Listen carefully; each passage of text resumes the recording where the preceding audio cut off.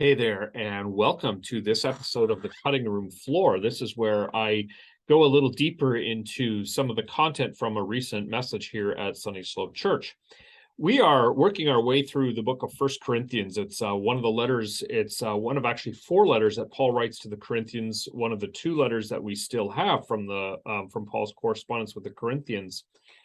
One of the things that we talked about recently, and it's one of the first issues that Paul brings up, is the question of unity. One of the big problems in the Corinthian church was deep division within the church.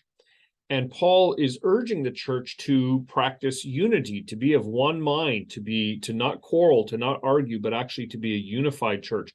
The Corinthians were finding all kinds of things to be divided over. They were fighting about worship style. They were fighting about spiritual gifts. They were fighting about different practices, ethical practices, and what was okay and what was not okay. And so there are all these conflicts within the church. What I said yesterday was that unity, biblical unity, does not mean setting aside ethical and right and wrong. In other words, we don't sacrifice morality in order to achieve unity, and neither do we sacrifice doctrinal truth in order to gain unity.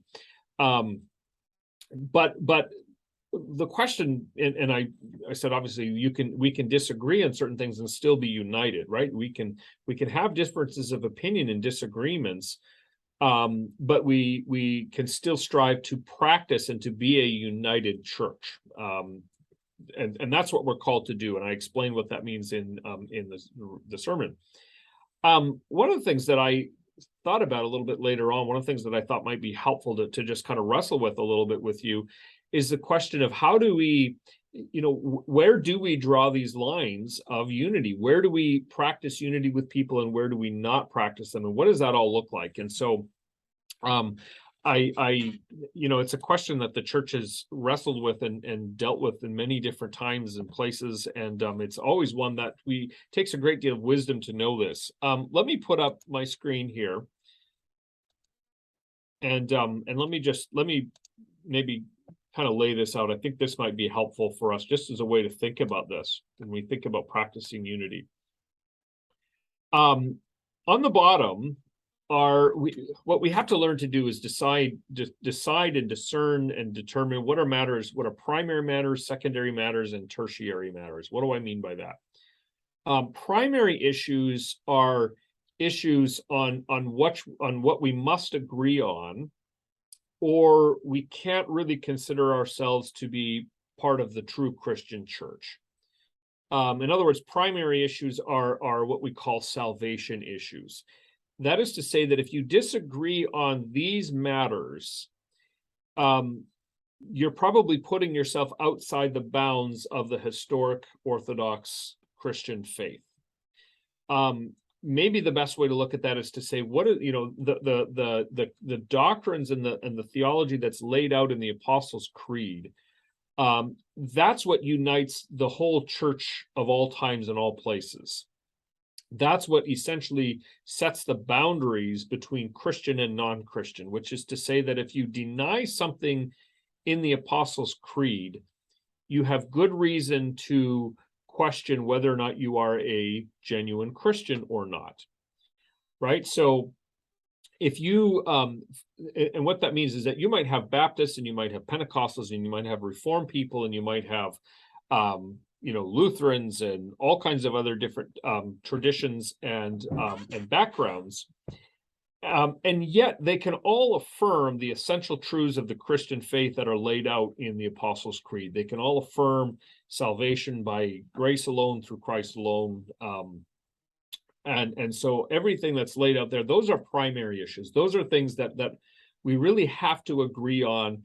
And there's not a lot of wiggle room on those things in terms of if you deny it, you have good reason to think that you're outside the bounds of the historic Christian faith.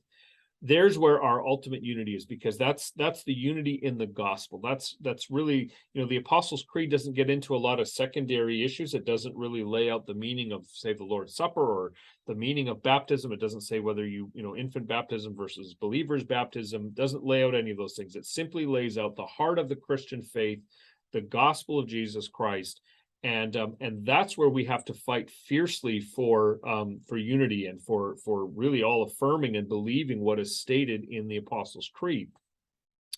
But then there are other issues within the church where there can be genuine disagreement on these matters, and yet to disagree does not necessarily put you outside the bounds of the Christian faith, and that would be what we call these secondary issues. Maybe one way to look at this is to see that these are often confessional issues. These are beliefs that would delineate different Christian traditions, but they're still part of the same Christian tree, if you will. Like if you want to look at primary issues, that's like the trunk of the tree. And then secondary issues would be those things which kind of say, well, that's on one branch and that's on another branch, and we're not going to necessarily agree. So one of the examples would be, let's just use baptism as an example. Infant baptism or believer baptism. Do you baptize a person after profession of faith and regeneration, or do you do it before? And obviously, there are differences of opinion on this. In the Reformed and Presbyterian traditions, there's the belief in covenantal baptism, covenantal theology, which emphasizes that we baptize believers, we baptize infants, and that joins them to the community of believers that lives under the promise of the gospel. But then in the Baptist tradition, then you actually have those who insist that you have to be baptized only upon a profession of the faith. And of course, both sides appeal to Scripture on this. Both sides are deeply convinced that their beliefs arise from their understanding of Scripture. Both sides obviously disagree, and both can't be right. So one of them is wrong, and both sides think, of course, that the other side is wrong. Now, that does not mean that one side is outside the bounds of the historic Christian faith, but it means that they're going to be on just different branches of that tree.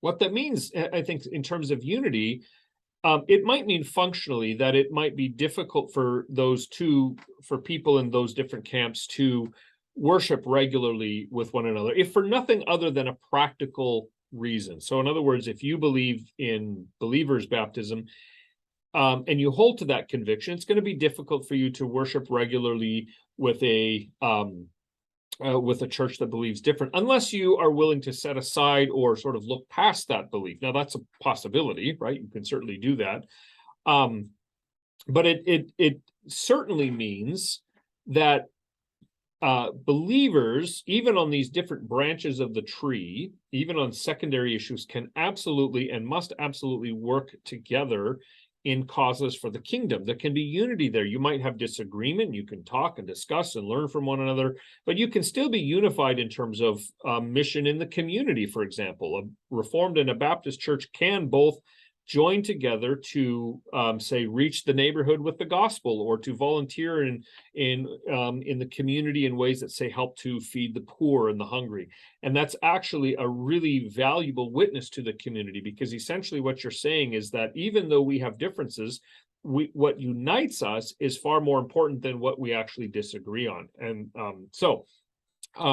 in those on the secondary level, we still affirm you're still part of that same Christian tradition, same Christian faith. You're genuine brothers and sisters in the Lord. You treat each other as such. You work together, you partner together, but you recognize that these differences may functionally mean that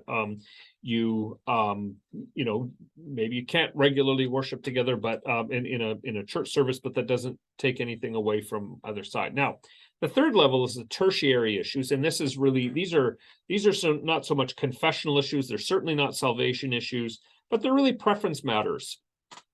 These are going to be differences of opinion that are largely defined by personal opinion.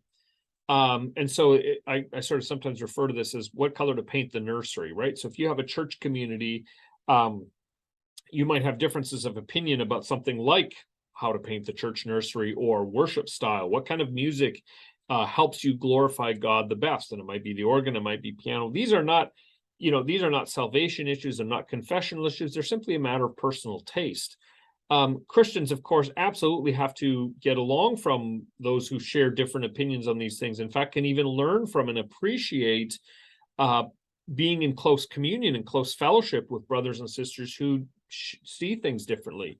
I'll just give you an example. I think it's beneficial for people who prefer a style of worship that uses more instruments, more praise and worship, more contemporary style. There's something important for them to learn from those who appreciate and value a more traditional style of worship, and vice versa, right? I've told people on both sides. I've told my, younger people, hey, you have to learn, you have to come to appreciate why the older generation values organ music so much. And I've also said to people in the older generation, you have to come to appreciate what is it about the younger generation and their love for this kind of music that is important. Those are tertiary issues, though. They're third level. They certainly don't mark out, they need not mark out, Christians of, different confessional status. They certainly are not salvation issues. They're really matters of personal preference. So that's hopefully something that helps us as we look at the book of 1 Corinthians. This question of unity is going to come up quite frequently. And it will be helpful for us to keep this differentiation in mind. What are primary issues? What are matters of the gospel? When Paul talks about preaching the cross and the centrality of the cross, that's a primary thing.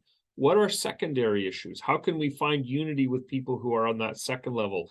And what are those third level things? How can we find unity and work together and partner together with people even who have differences of opinion on relatively unimportant things? Thanks for watching. We'll see you next time.